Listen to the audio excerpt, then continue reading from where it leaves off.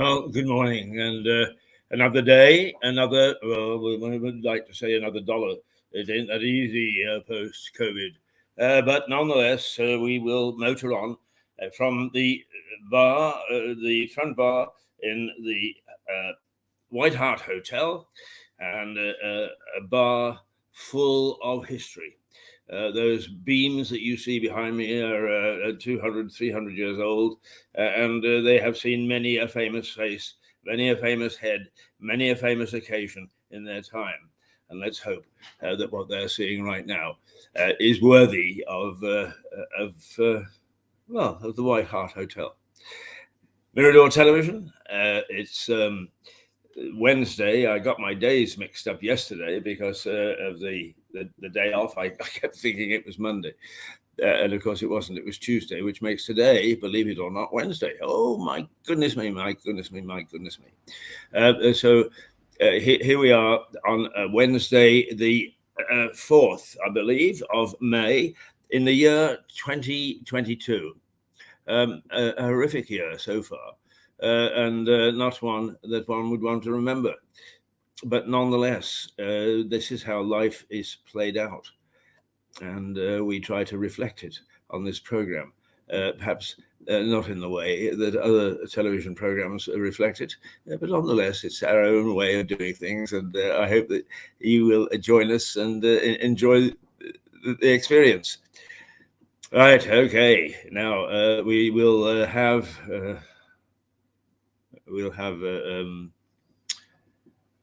Stuart Dolby here in a little while to comment on the news along with me. We'll have Max, and he will comment on the news along with me, and we will have all sorts of goodies throughout the morning. And this afternoon we have a special program in which we're going to interview a young man who has cerebral palsy in the United States and has actually fought against it and has done a tremendous job in raising money for charity. So those are the things that are coming along on Mirador Television this morning and this afternoon. And hopefully not too much gloom and doom. The newspaper headlines, then we'll get cracking on that straight away. Only to say that outside it's a degree warmer today than it was yesterday. It's 16 degrees. However, we can expect a little bit of light drizzle here and there. The breeze stays light, which means that the rain doesn't drive into you. And all in all, not an unpleasant day, as long as you are aware that you might get a little bit of wet now and again. Right, the newspapers, because the question of energy continues to dominate, whether you wake up with cold toes or whether you are finding that running the car is becoming an extra burden, is energy is affecting all of us one way or another. And the Financial Times is BP's bumper earnings. Stoke calls for a windfall tax to offset fuel bills. Well, what is a windfall tax? Well, it's if somebody makes excessive profits or lots of profits, and let's just make ourselves comfortable. Yes, that's better. And once again, forgive us if we've got a bit of a miserable picture. I went to get the part yesterday that would improve it, only to find out that it wasn't in store. So we've got to wait for it to come in. So I do apologize for that. BP's bumper earnings. Stoke calls for windfall tax to offset fuel bills. Well, windfall tax is or windfall is when a company makes unexpectedly large or significant profits. And those profits wouldn't normally be taxable. Here he is, struggling in late again as usual. Well, good morning, Oliver. Yeah, right. Another fine mess there, Stanley. Where's my early cup of coffee? It's supposed to be waiting for me. Yeah, what you have to do in this place, I've got the secret. You go and you see the beautiful Shannon. who will beam a smile at you from reception. And if you're a really good boy, you might just get a cup of coffee out of her. Oh, really? I thought that was the lady who works in the Bazaars. No, she's called Shannon. Is that the same Shannon? No, I don't think so at all. This one is charming, and is one of the ladies that always looks after us every morning that we get in here. Are we sitting here? We're sitting here. Right. So go and order your coffee, and then come back, and we'll make this clear for you, one way or another. That'll be fun. Another fine mess. You got it. Here we are then. Oh dear. We're pulling the studio down. You see what he does by coming in late? Never mind. Another fine mess, Stanley. Stanley, I'll take care of this. Well, I think you may have to. All right. Okay. Now I will prepare a space for you. All right. Right. Yeah, and I'll come over there. And you will come over here once you've actually got your coffee. I think we'll dispense with that just for the moment. Just watch this tripwire. This is a temporary situation until we actually get our bit to boost the internet. So sit yourself down, and in fact, you can explain what a windfall tax is about, because I was just about to explain what a windfall was, windfall profit, and you can actually explain how that is taxed. Right. Okay. Here he is. The windfall. Here he is, Ollie. Good morning, sunshine. Wish there was some. Right. Oh yes, I've been having a field day on this BP stuff. Right. The thing is that now get yourself into the picture, for God's sake, because we don't want any of these ghostly voices off camera. Oh, right. You don't want any of this, do you? We pick you in. Hello. Here we go. Right. Okie doke. Gotcha. Yeah. And perhaps we'll give you a little bit of headroom as well. Yeah. Yes. All right. Now, this is Stuart Dolby, who is Mirador's energy expert. Apart from being a pain in the bloody bum as Ollie, and getting us all upset and excited about a whole host of things. So get cracking. Come on, earn your keep. But hang on, Stanley. Have you read the morning newspapers or not? Well, we're just about to go through them. So there is the FT's. My alma mater. Make a point about my alma mater. Right. He set out to own the unknown caller. Somebody was calling there, but anyway, it can't be that important. Ollie was for many years the standard bearer for the Financial Times, not only in the UK but in various places in the world that were in trouble. He was in Vietnam and Cambodia and Northern Ireland and other places in between where there was a bit of a kerfuffle. He, like me, is just a shade over the hill, so we have not been sent to Ukraine. Although we both work in you worked in Ukraine, have you not? I don't think I've worked. You haven't worked in Ukraine. I've worked in Ukraine, and strangely enough, in the area where the invasion is. Here's Max. The team is turning up. Morning, Max. My goodness me! Where were they at 8:30? Well, actually, Stanley, at 8:30, I was looking at the BP's bumper earnings slope, because back in the day, I used to write about oil. Right. So I know what their gain is, basically. Right. I know what their gain is, Stanley. You just leave this one to me. Okay. Well, Max has turned up. Get yourself settled, Max, and then come and join us at the rear here, as you normally do. All right. Let's get down to business. Windfall. What's a windfall, and what's a windfall tax? Windfall is when the wind doesn't blow because the wind's fallen down.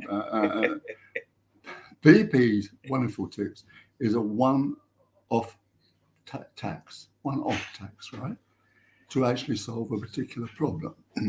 Now, BP and Shell have been making fortunes, more than they've ever had before, and they actually keep rattling on about going green, but they're hardly going green at all. It's like David Cameron says, I'm going to be the Reed's government. It turned out to be the colour of a bloody ripe tomato. And Boris, of course, is totally confused about the energy strategy. He wouldn't know the difference between an energy strategy and a bag of lemon sherbets, I don't think. Anyway, BP's bumper earnings, now they made £6 billion underlying profit. Now, underlying profit is worth it to bear in mind. £6 billion in 3 months, right? And the BP people are going around boasting about it's like a cash machine working for us. And it is. And it is because we've been into one of the points we talked about it later today, is that the windfall tax will actually only solve a short-term problem. According to Keir Starmer, if they make big enough tax, they can get £600 to give for every home. Well, I doubt it. But anyway, the other thing you have to remember about BP and Shell is they pay huge dividends. And a lot of those dividends goes into pension funds. Well, that is the mantra. In fact, it's only about 10% of BP's investment, not the whole, pension schemes. But the question is that they declare a huge dividend, so that's worth money, which can be taxed. On the other hand, they have got to find 25 billion to buy their shares out in the Russian company Rosneft of Ukraine, right? Yeah. So, but the 25 billion is part of their reserves. The actual windfall tax will be involved in the actual current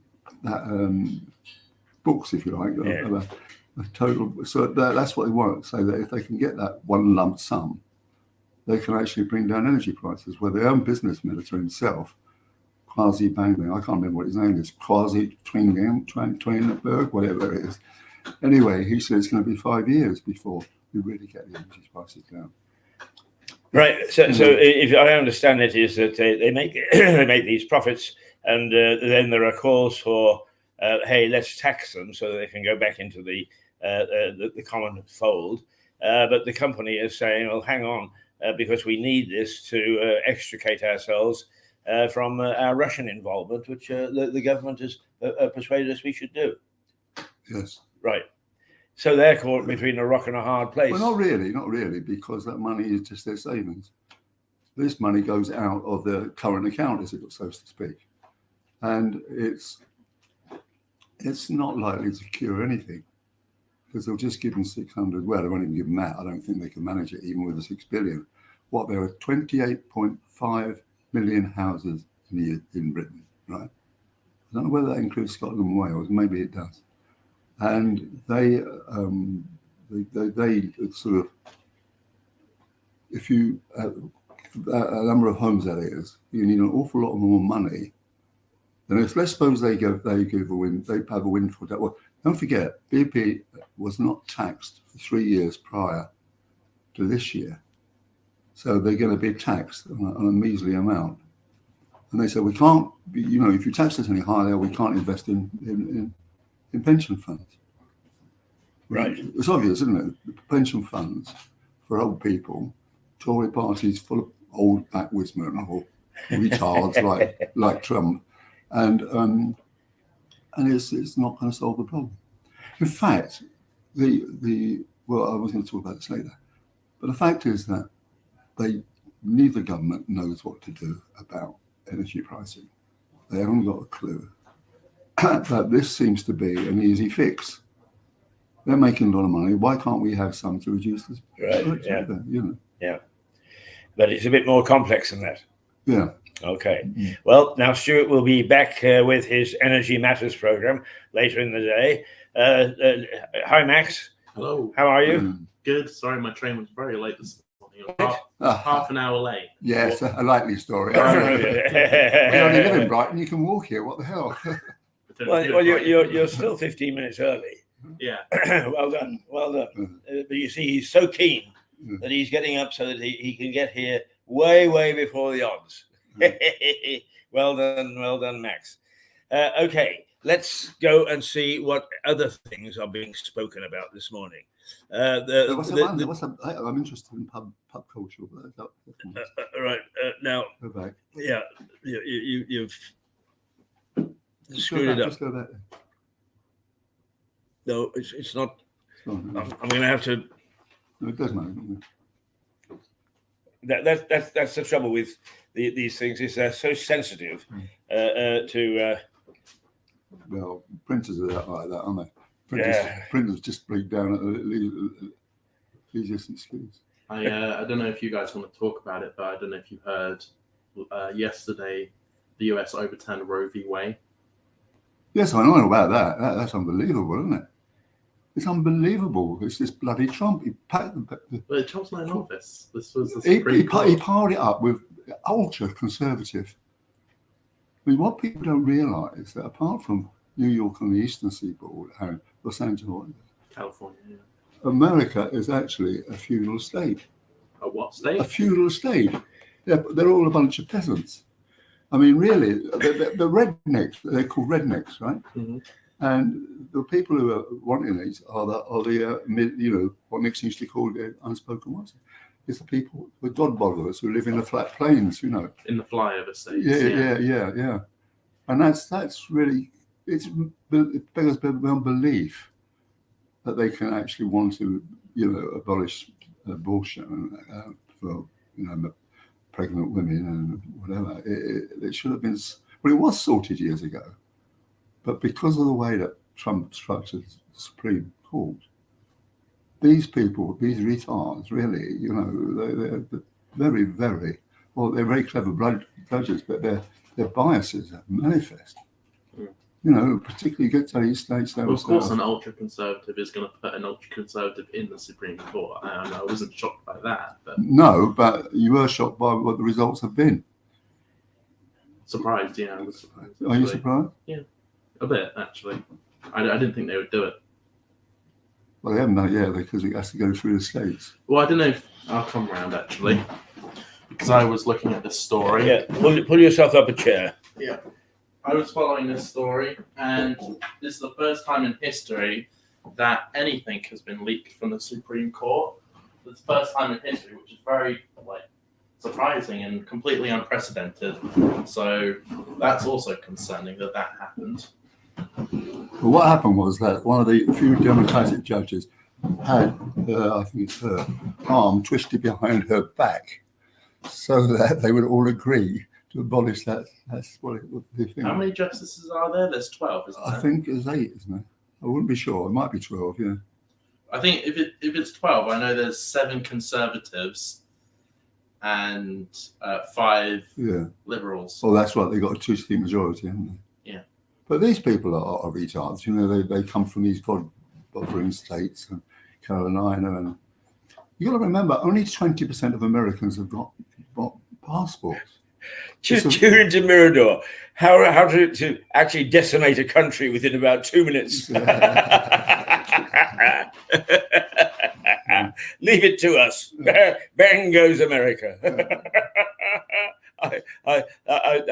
Melissa quite often is tuning in here in New York, a New York associate, and I'm sure that she's getting terribly excited at what we're saying this morning. I don't blame you, Melissa. She's not a Trump supporter, is she? I wouldn't have thought so. I mean, we don't like that kind of people coming over here, do we? Right. Okay. Now let's go through to the Mirror with Beyond Pathetic. Absolutely. Right now, I'm not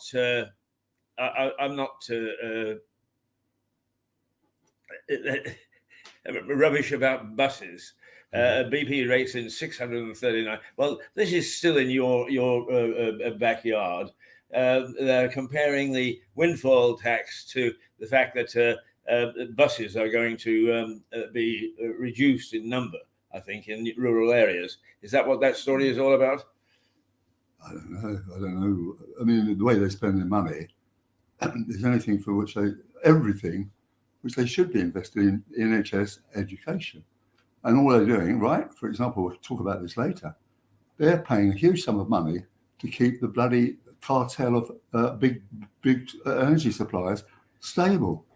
Well, they should be, right, okay, they bail out Bulb. CEO there gets, over £100,000 a year, right? Now, once Bulb finds that somebody to take it over, you will find that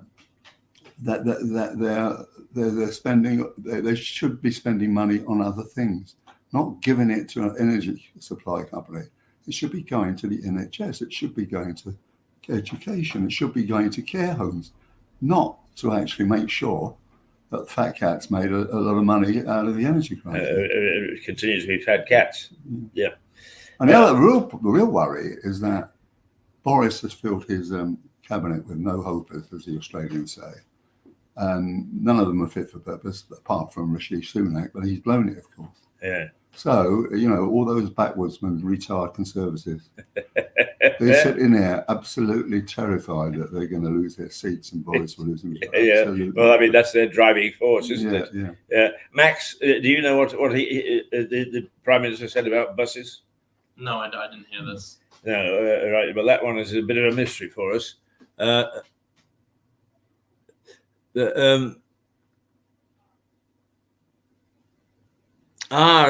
pensioner. Here now, this is an interesting little story. A pensioner, to stay warm, went and got on the bus with his bus pass and just rode around in the bus. Yeah. He's not nodding off.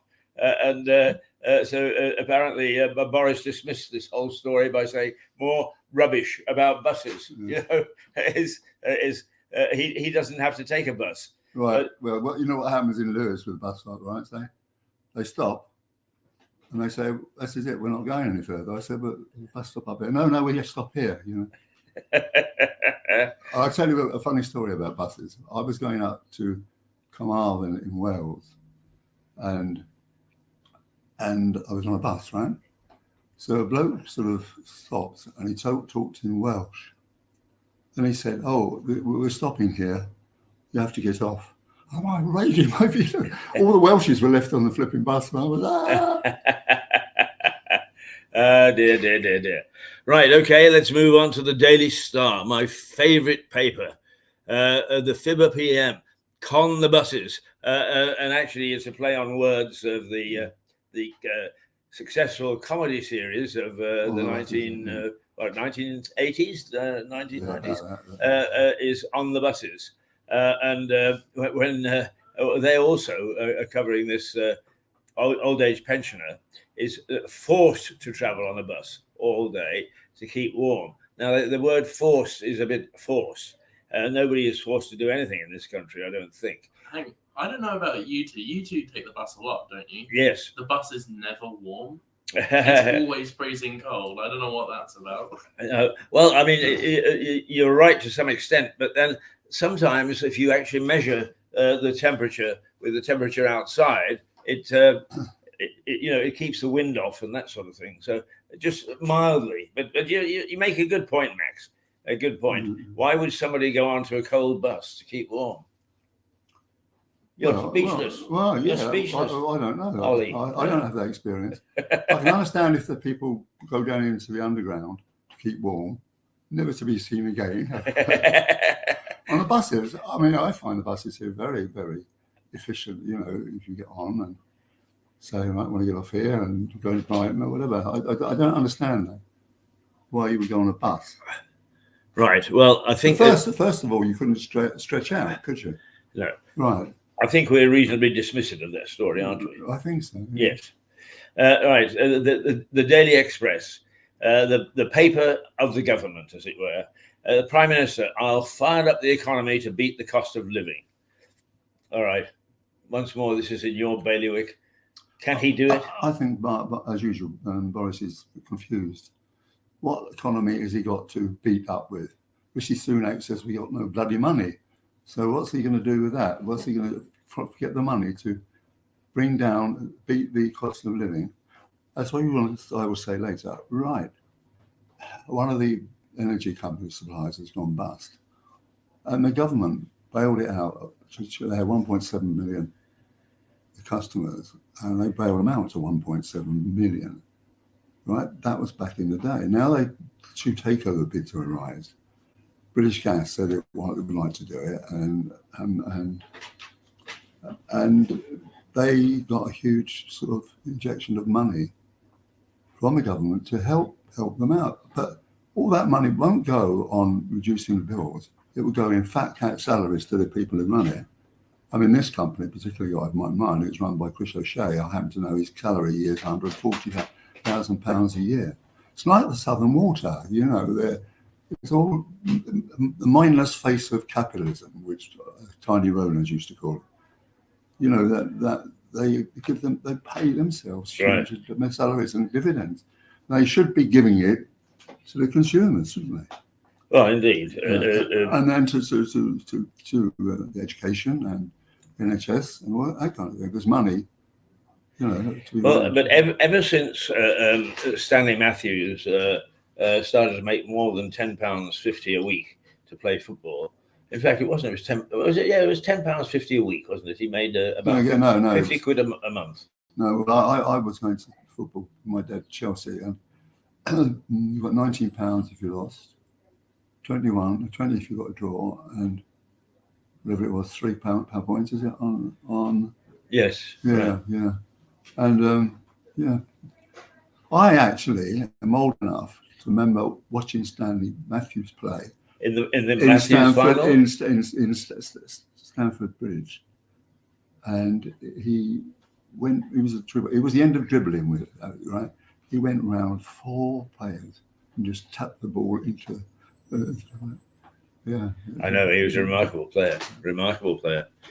Right. Anyway, you're a bit sceptical about Boris's statement this morning. I'll fire up the economy to beat cost of living crisis. Yeah, but I don't see how. I mean, what's he going to do? Charge all the backwoodsmen, or what's he? Rishi Sunak, I don't think has got that kind of money. What's your take on that, Max? Your people that Boris is saying is fire up the economy to beat the cost of living crisis. Now, you are just coming towards the end of your college. You're going to be looking out onto the workplace to get a job. What's the feeling amongst you young people about? Are you optimistic that the economy is going to provide you with jobs, or are you pessimistic? Very pessimistic. I've been looking at 2-bedroom flats for me and a friend of mine to go live together, so it's a bit cheaper. And the prices, even in places like cheap areas like Crawley, it's ridiculously expensive. I think I'm just going to end up probably living at home for quite a while more than I wanted to, quite longer than I expected. But I don't know. They printed loads of money. So they printed so much money. Never in history has that gone well. I don't know why they thought they could do it this time. Yeah. And they shut down the economy for over a year. So, of course, we're having a cost of living crisis. Well, I've talked a lot about the baby boomers and how we were the golden age, where we had everything, right? Yes. We could save money for a mortgage. It was full employment. They had jobs. We then had the triple lock when we became pensioners and so on. So that's it. But today, life is so much more difficult for young people in various aspects. My daughter, Lily, got an MSc in environmental science at Imperial College. And she managed to get a job which paid absolute peanuts. She was very well qualified, right? And now, certainly not enough money to save up for a mortgage. So it is much more difficult for young people now. Yes. It's not in the papers this morning because it is over the last couple of days. What's your take on Boris's repositioning of Margaret Thatcher's right to buy, that you can now buy your council house at a reduced price. Hang And on a with some, second. But no, the council houses were sold at Mrs. Thatcher years ago. yeah, Yeah, I mean, I know loads of people who cashed it in because you bought it for a pittance and then it will go up. In yeah. value. Well, did you miss the fact that Boris said yesterday or the day before that he's going to reintroduce that, and the new brand of council house is going to be up for sale to tenants? Yeah, well, it has been since but Thatcher days. You mean anybody can buy the council house? No, people are sitting in them. Yeah. They can buy them and swap it to someone else and then buy a nice house. My parents. I think that's not a horrendous idea. I mean, it gets poorer people more money. They can just sell their house onto someone else. Yeah, Max. Look, I mean, there are 8 people regularly on the streets here, right? Now we're going. Yeah. Right. Go on. Half of them have got houses in Lamport, which they go home to in the evening. And if you're talking about homelessness and we must spend money on that, well, yeah, sure. But when I go past and see somebody under an ATM with a can of lager, I thought, well, I'm not going to give you any money, mate. You spend it on drugs and rock and roll. Quite. Okay. I mean, don't just go back to that whole thing. Like, it's not only not being able to get a job, it's not few people can actually now, young people can save the money to buy a house. Okay. We could. But in my case, and this is bragging, of course, we used to have the bank of mum and dad, me and my late wife. And it's now me. The bank of dad has given 3 houses away to my daughters to the tune of 700,000 quid. Okay, now I do that because I'm able to do so. Most people haven't, got the money. Right. And therefore, it's again turning to what they're spending their money on. They should be spending it on education, on all that sort, not actually giving aid to sort of dodgy bloody energy suppliers or giving aid to, backwoodsmen and all that kind of thing. I mean, if you buy this council house, it's going to go up in value. In Lewis, say, because there's a shortage of houses. Right. And it's already crammed, isn't it? Yeah. Yeah. So actually, to buy your council house in Lewis is a pretty good, safe investment. Well, to sell it and then buy it and then sell it. Yeah.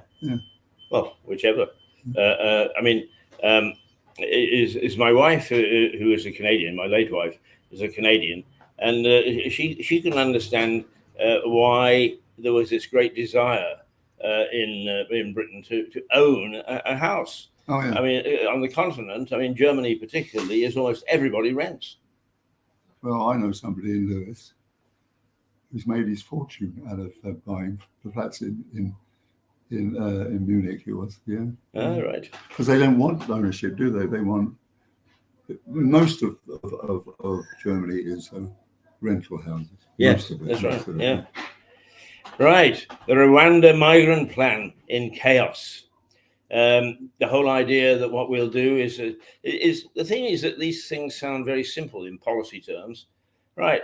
People who come here will be shipped off to Rwanda. But let me exactly. Just let me give it a certain joke about this that arrived on my Facebook book. It says, "Bit funny that the Priti Patel family, due to fly to England, they could have got a much cheaper fare by leaving their native Rwanda and going to Rwanda. Priti Patel being sent to Rwanda by a rather circuitous route." But it's true. The thing is, that woman is not fit for purpose. She doesn't know how. She used to favour bringing back hanging, for God's sake. That's really liberal, isn't it? Yeah. Sorry, go on, Max. Don't worry. I'm not going to say it. Well, go on. No, it's not. All right, look. If it's Priti Patel, I can understand your blasphemy and swearing. All right. Well, the Rwanda migrant planning crisis, that's from the I newspaper.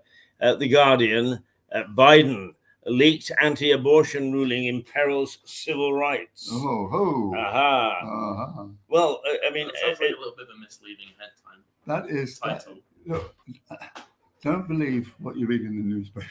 Okay, that is January the 6th, when there was that insurgent, wasn't it?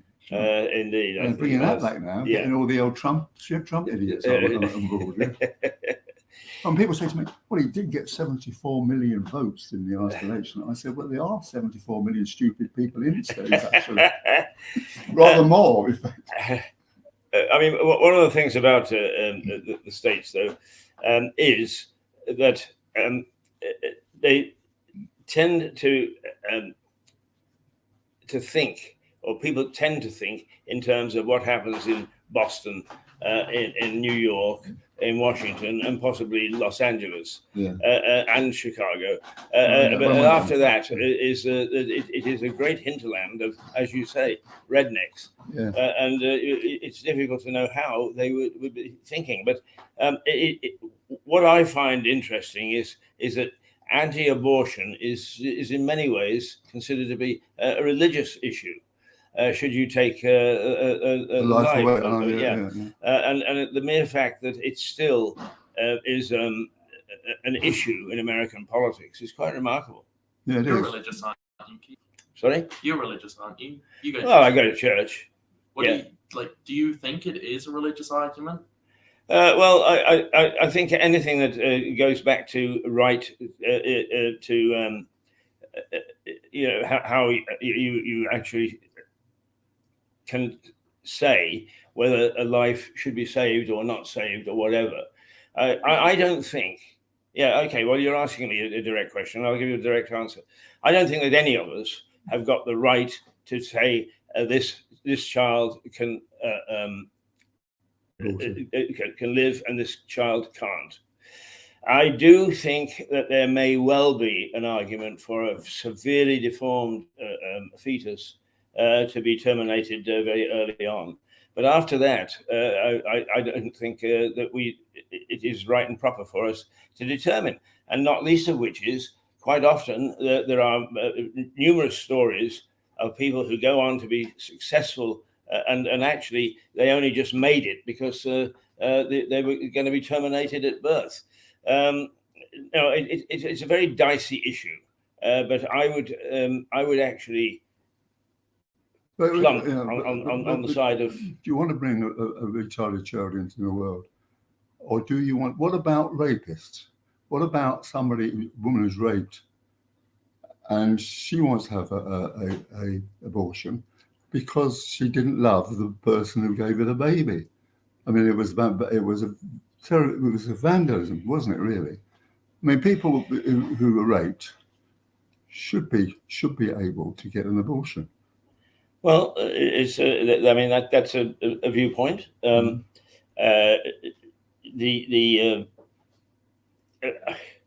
mean, these children are handed over at birth if they're not wanted by the mother or the parents or whatever.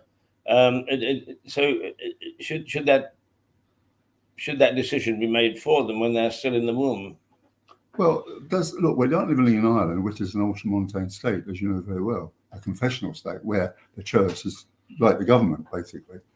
Here, we don't have such secularism in terms of religion because that was sorted with the War of the Roses 3 centuries ago. And, I don't like the Catholic faith, quite honestly. I think it's a bit fake, like Buddhism is. Like, you go to confession on Monday, and on Tuesday you can start murdering again, once you've done a confession. I think, well, that's a bit, and all these silly things about, when you think about Ireland, it's full of paedophilia, left, right and centre. Remember when I used to live there, I used to go along the west coast, and there was a village idiot in every bloody village. Someone who had been absolutely buggered or jumped on or arrested. All these young peasants, or they've been taken by their uncle or their brother, for God's sake. It's just crazy. I don't believe in that kind of religion. Well, there's another issue. Can I just say about that? You can. Yeah. My generation believes in completely unrestricted access to abortion. No questions asked. Even to some people are like, to the point where it's up until 10 minutes before birth, which I believe is disgraceful. It's murder. Again, shockingly controversial opinion on this. I'm not for abortion. I do think it's wrong because I think it is a life. And that's why it's a religious argument. I'm not religious, but I still believe it's wrong. I haven't thought about this properly and long enough. Well, let's have a look. It's not strictly on the point, but if you're bringing more children into the world, the population as it stands, remember the old Malthus thing that people are going to die because there's not enough food to fill it. Well, now in this day and age, we're not going to starve to death. Well, Martin Lewis thinks that some people are going to starve to death. But the thing about it is that it shouldn't be raised, on Catholics versus the Protestants at all. I don't think. And I don't feel that people shouldn't be entirely be able to get an abortion if the reason they got pregnant was either they were raped or either if it was a mistake or something or other. Because what kind of life does they have? Well, of course, I mean, there are people who were adopted and they had a very good life, thank you, whereas they wouldn't have if they'd have stayed with their natural parents or natural mother. Well, people that I know in this town, are very grateful for their adoptive parents. So I was adopted. Well, not at birth. My father buggered off to the war, and my mother remarried, so that was okay. But it's very, very, very difficult, isn't it? Yeah, I mean it is a controversial issue, but it is amazing how fundamental it can be in the States. Where you've got this vast hinterland of people who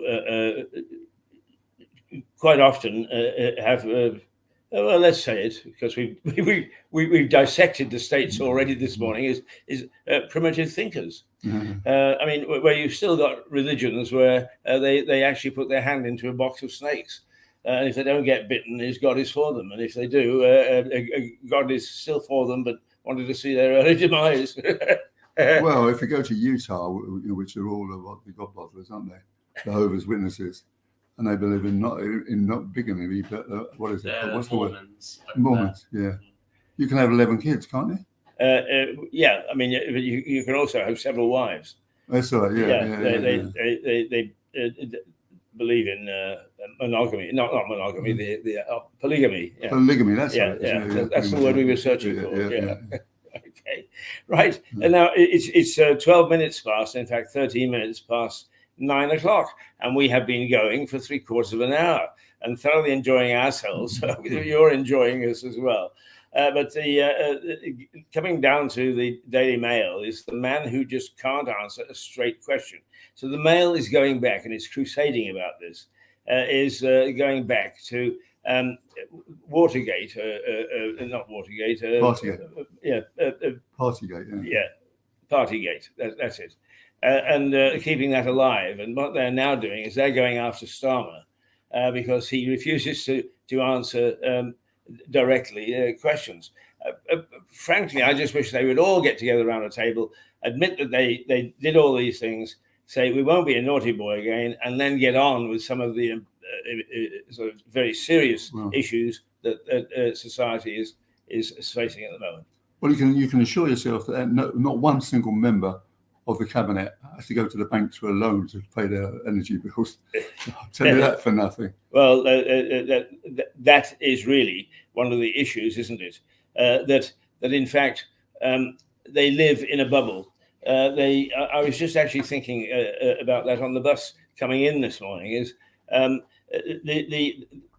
particularly the retail banking sector, who have no idea the struggle that a lot of small businesses had in staying alive, and they behaved the way that they did 2 years ago, 3 years ago. I mean, it's to me that's outrageous, but nobody does anything about it. And you would agree, I think.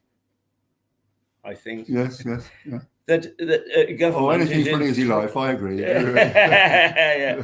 The government is in thrall to the banking community. They are terrified that the bankers would make life difficult for them financially if they actually don't play favourites. Well, yeah, you've got to go back to 2008 for that. I mean, the way the banks, for example, that stems back all the way to the Second World War and Franklin Delano Roosevelt. He then instituted this measure that banks are too important to fail, right? Right. And that has been reckoning down the decades on 2008. So this is too serious. And we've got people queuing up, bloody Halifax or whatever they were before they got banks. And it's just crazy. Again, it's the trickle down economy hasn't worked, has it? Yeah. Not really. I mean, we got poor people, really underclass. About 20,000, 20% of the population, haven't we? Kids who can't go to school because they can't get fed, and so on and so forth. And it's all, it's just a bit silly us sitting here talking about this. And I'm speak for myself, but I am in a position where I can pay my electricity bills, and I was also in a position through my lifetime of working, able to help my children get on mortgage better. Not even that, give them the houses. But institutions are driven by the want of people. Well, you very sensibly have got yourself into a comfortable position. But an awful lot of people that haven't and that were badly affected by lockdown. What I say is flim-flam. The banks, we're here to help you, etc., etc. Well, nobody bothers to sell a bloody computer. You're quite, yeah. Well, actually, when you're thinking about inflation, the one thing it's good for is that if you own your own house, because my house is, I talked to Charlie Witcher, is going through the bloody roof. Yeah. I don't even have to lift my finger. I know, but it's you see, this is what is so wrong, isn't it? When you hear Keir Starmer, he talks about changing the economy, not in a way that Jeremy Watson did it and so on, but that people are taxed and that money should go to better things. I used to go around saying, well, look, I don't mind paying a lot of tax, which I do, if it goes to the right places. But it never does, it seems to me. Yeah. So then you say to yourself, well, why the fuck am I paying extra when it's going into the pockets of energy players and all other kinds of things? Well, talking about where some of this money ends up is the Metro, the London paper, says COVID loans given to ISIS. And apparently there was a Republican who got a loan, the government-backed loan, and was busy shelving it to the militants in the Far East, in the Middle East, and he's in court now, being questioned about why he would make or give public funds to public enemy number one, as it were. Right, we've got to have a mandatory good-looking chick on the front page. The Times: privately educated to lose places at Oxbridge. Right, I didn't read that terribly well. It's the privately educated are going to lose places at Oxbridge. In other words, we're going on this business of the elite were given places at Oxbridge, and now Oxbridge is saying, no, hang on, it's going to be much more difficult for you if you come out of Eton or Harrow or whatever. Do you believe it? No. No. What about you, Max? Do you believe that? Actually, yeah, because this is all part of diversity, equity, and inclusion. This is all part of that. It's where you bring in the poorer people so you bring in poor people, minorities, LGBT people, to make Oxbridge look better, so they can brag and say, "Oh, look how many black people we have. Look how many gays we have. Look how many poor people we have." It's all part of that. Yeah. But also look at television. Look on television. There's always a black presenter now. It's not like Clive Myrie. God, he's the man of the moment, isn't he? You know. Yeah, yeah. And not only that, that in films and you've got to have a salutary Muslim or what's it, which I don't disagree with. I mean, you know. Well, I do actually. It's one of my pet, and I like to say that this television station, Mirador, has no isms.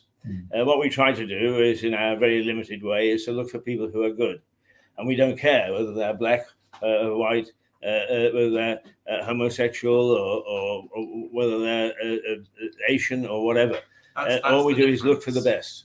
That's the difference between us and the big papers like this, or the universities or TV channels like BBC.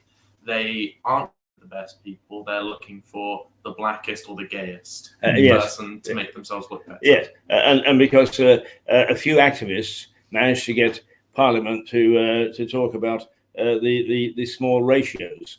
You know, for God's sake, whatever happened to trying to get the best? And to be quite honest with you, it is my view that this country is in one hell of a state, and that things are failing because what we've got are ratios trying to handle them instead of people with the skills to do so.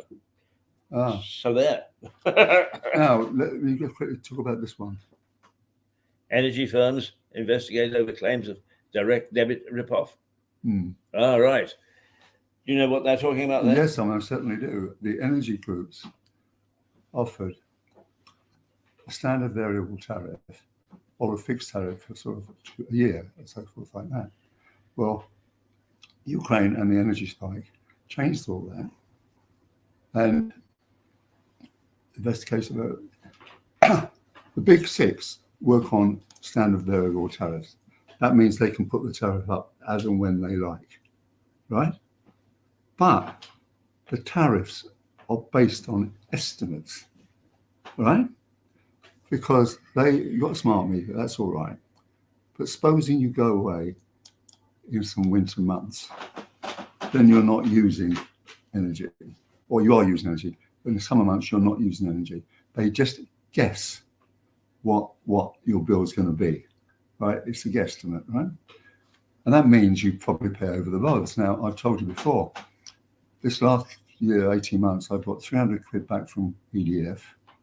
And back in the day when I used to do it for my friends, I got 3,000 quid back for people because you just frighten the life out of them. Right. My little ace in the hole is that, well, I haven't been on the staff of the Financial Times for 21 years. But if you Google me, I still come up as Financial Times. So I said to the appropriately named Mr. The gossip at British Gas, who was that lady called, the appropriately named Mr. Ian Combe, head of British Gas, and I got in touch with him. He said, I said, well, look, you owe me money. According to my smart meter, you owe me money. When can I have it back? Oh, we'll put it towards your next bill. I said, no, you won't. You'll put it into my bank account right now. And I told you I got £300 in the last 18 months because I set my own tariff higher than I knew what it would be. And again, you know, I was thinking, yeah, but I'm unable to afford it. So you got your own version of the windfall tax. Yeah. We've just had a viewer. Actually, it's one of our own, Melissa Conti Winton, out of New York. She's watching. And I have to say, I hope that you didn't mind the way that we ripped up the United States this morning, Melissa, because I was vaguely aware that you might well be watching, and the way that we did it was very naughty. But nonetheless, it gives you some idea of we earthy people, the people who pay the basic taxes and so on, how we think about these things. Right, okay. She's watching now. It's 4:26 a.m. where she is. Can you tell us what she says? Oh no, she just come on. She said, "Good morning, gentlemen," and that was at 9:16 our time. So she's up and about and watching and making sure that we behave ourselves. Right now, the Daily Telegraph have got going back to armaments, and it's now 9:26 for those people who are interested, and it's going to reach 16 degrees today, a little warmer, but with a little bit of drizzle, so watch out. France urged to come clean on exocets. And apparently there was a feature in the exocet missile in which they could be disarmed. And that wasn't told to the British troops. And that's why 2 ships were sunk by exocets in the Falklands War. Oh, yeah. Oh, it was a mistake. Yeah. Yeah. Well, yeah. Some mistake. Yeah. Well, there are a lot of mistakes, aren't The Sun. there? Maddie pajama fibers in suspect's van. Well, the Madeleine McCann. I mean, it's one that it caught the imagination of the entire world, and each time something comes up, and then it fades away. But they continue to come up with stuff. Was that her pajamas were found? Yeah. Yes, apparently. Is it confirmed that she's dead? No, nobody knows. No body has been found. Right. So the guessing is that she's. Yeah, but from time to time they have sightings. There is a photograph of a BP on a church graveyard headstone. So that's what they have to say there. Be careful. Oh, no, sorry. Yeah. Did you get it back? Well, it's okay because what we're doing is we are now 9:28, and our first hour, break an egg, is coming to an end, rapidly coming to an end, and now we start our rather more relaxed view of life and things. We take 10 minutes to distribute this program, and then we come back and we carry on. And then later on, you've got Stuart with his program Energy Matters. And this afternoon, we've got an interview with a young man who has got cerebral palsy, but in fact has made a great strides in life, and apparently is a great character. Because we have a relationship with the United States, we were asked if we would like to interview them, and my answer was, yes, please. We most certainly do. So that's all there for you this morning, not just me rabbiting on, or him rabbiting on, or him rabbiting on. Stanley, I don't do rabbits. Oh dear, oh dear, oh dear. So here we go for 9:29. So we're going to say goodbye for this part of the program, and we'll be back in about 10 minutes. Toodle pip. Right. Toodle pip, toodle pip, toodle pip. Say goodbye, Oliver. Oh, goodbye, everybody. Have a nice day. What do the Americans say? Enjoy the rest of your day. Absolutely.